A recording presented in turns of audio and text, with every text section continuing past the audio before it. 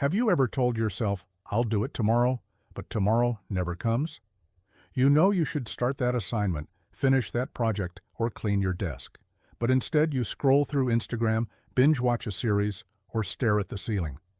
Procrastination feels good in the moment. It's like a temporary escape. You think, future me will handle it, but that never works, does it?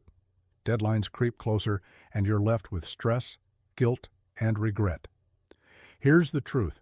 Procrastination isn't about laziness. It's about avoiding discomfort, and solving it starts with one small step. Why do we procrastinate? Procrastination isn't a time management issue. It's an emotional management issue. We procrastinate because the task feels too boring, too hard, or too overwhelming. Instead of facing it, we distract ourselves. Here's an example. Imagine you have an exam to study for. You open the book and feel overwhelmed. Your brain says, "This is too much. Let's take a break." That break turns into an hour of scrolling on YouTube. Your brain avoids the discomfort of studying by choosing something easier. But delaying the task only makes it harder in the long run. The excuses we believe. Let's break down the lies we tell ourselves. 1. I work better under pressure. This isn't true. You work faster because the deadline forces you to. The quality? Usually, it's not great.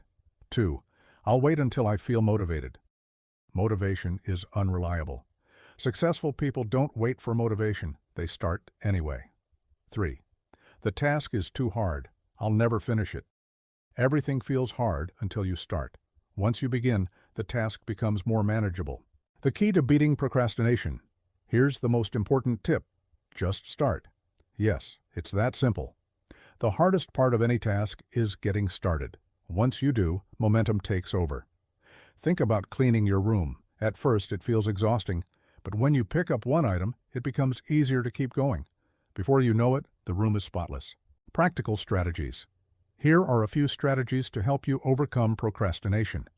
The 10-minute rule. Set a timer for just 10 minutes. Commit to working for that short period. Often, you'll keep going after the timer ends because starting reduces resistance.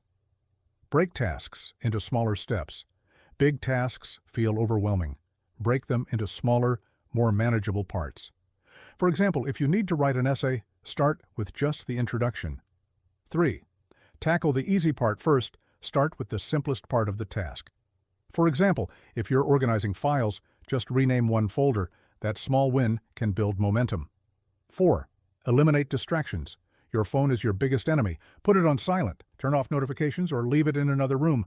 Create a focused environment.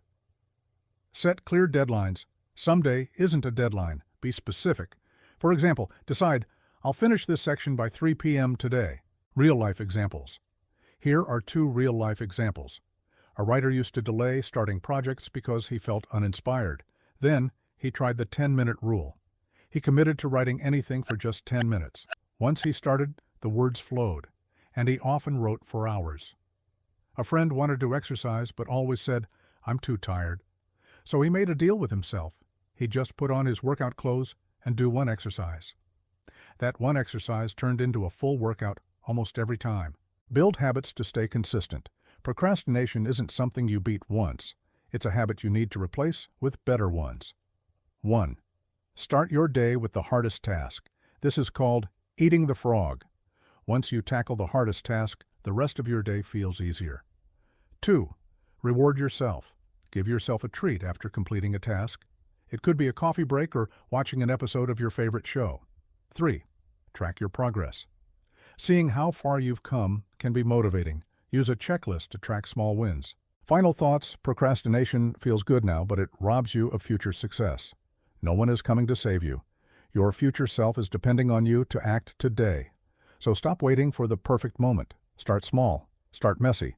But just start. Because the sooner you begin, the closer you'll be to achieving your goals.